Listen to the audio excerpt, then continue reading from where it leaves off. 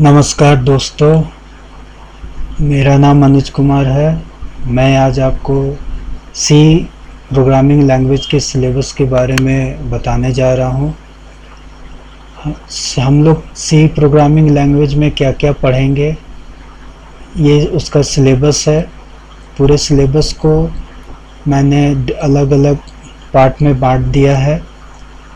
शुरू करेंगे, प्रोग्राम क्या है, प्रोग्रामिंग क्या है, लैंग्वेज क्या होता है, लो लेवल लैंग्वेज क्या होता है, असेंबली लैंग्वेज क्या होता है, हाई लेवल लैंग्वेज क्या होता है, ये सब कुछ जानेंगे।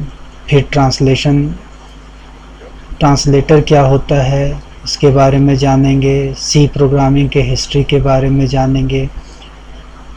इस सी प्रोग्रामिंग में यूज होने वाले डिफरेंट बेसिक कंपोनेंट्स जैसे कि tokens, identifier, character set, constant, variable, keywords, rule, constant variable को डिफाइन करने के क्या रूल हैं, ये सब जानेंगे। डाटा टाइप्स क्या होता है, किसी लाइन को कमेंट कैसे करते हैं, सिंगल लाइन कैसे कमेंट करते हैं, मल्टीपल लाइन कैसे कमेंट करते हैं, हेडर फाइल क्या होता है।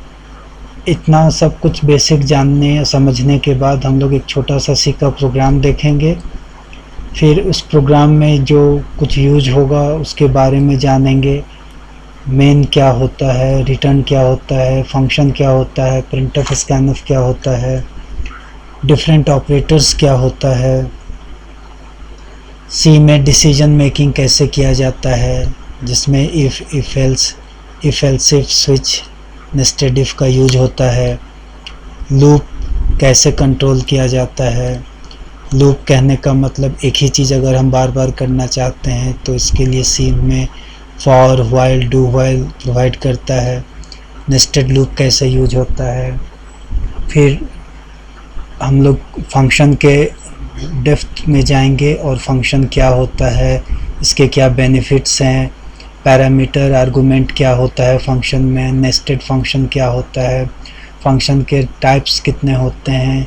जनरली 2 होते हैं जो बिल्ट इन फंक्शन सिस्टम के द्वारा या सी प्रोग्रामिंग के द्वारा दिया जाता है, और यूज़र डिफाइन फंक्शन जो यूज़र बनाते हैं, जिसमें 4 पार्ट आता है। No argument, no return, no argument with return, argument with no return, argument with return. फिर फंक्शन जब ख़त्म हो जाएगा तो हम लोग एरे के बारे में जानेंगे कि एरे क्या है, क्यों इम्पॉर्टेंट है, इसको कैसे इंसलाइज करते हैं, मेमोरी में एरे कैसे रिप्रेजेंट किया जाता है। ये सब 1 डायमेंशनल एरे का बात हो रहा है, जिसको जनरली एरे ही बोला जाता है। फिर हम लोग 2 डायमेंशन एरे के बारे में बात करेंगे। फिर 1 इम्पॉर्टेंट टॉपिक पॉइंटर्स के बारे में बात करेंगे, जो सी में तो बेसिक कंसेप्ट ही रहता है, बट आगे जाके इस पर अलग से टॉपिक ही है, डाटा स्ट्रक्चर एंड सी। तो हम लोग यहाँ पे इस पॉइंटर के बेसिक पार्ट को कवर करेंगे। पॉइंटर क्या होता है, पॉइंटर जानना क्यों ज़रूरी है, कॉल बाय वैल्यू क्या है, कॉल बाय रेफरेंस क्या है, एरे के साथ पॉइंटर को कैसे यूज किया जाता है, रिकर्सिव फंक्शन क्या है। फिर डाटा टाइप्स के बारे में जानेंगे थोड़े ज़्यादा। स्ट्रिंग के बारे में जानेंगे, स्ट्रिंग क्या होता है, स्ट्रिंग के डिफरेंट फंक्शंस को जानेंगे। पॉइंटर्स विथ स्ट्रिंग जानेंगे कि स्ट्रिंग में पॉइंटर को कैसे यूज करके प्रोग्राम बनाया जाता है।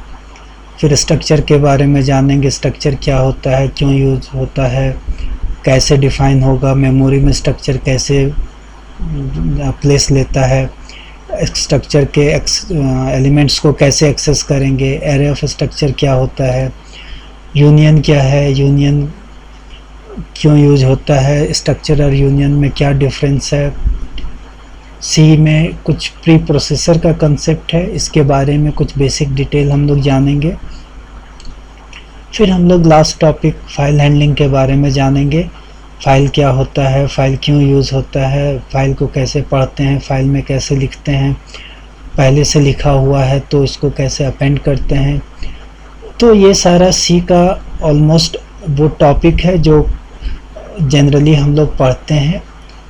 इतना आ जाने का मतलब है कि सी प्रोग्रामिंग लैंग्वेज का हम लोग को कंसेप्ट आ गया, और जितना भी आप प्रोग्राम बनाएंगे उतना ये आपका क्लियर होता जाएगा। यहाँ पे प्रोग्राम बनाना बहुत इम्पॉर्टेंट है। आप प्रोग्राम नहीं बनाएंगे तो कंसेप्ट जो है क्लियर नहीं होगा। तो हम लोग आगे धीरे धीरे सारे चीज़ के बारे में जानेंगे, हर टॉपिक का बहुत सारा प्रोग्राम भी जानेंगे, समझेंगे, और कैसे कैसे यूज़ होगा सब कुछ जानते हुए समझते आगे बढ़ेंगे। Thank you.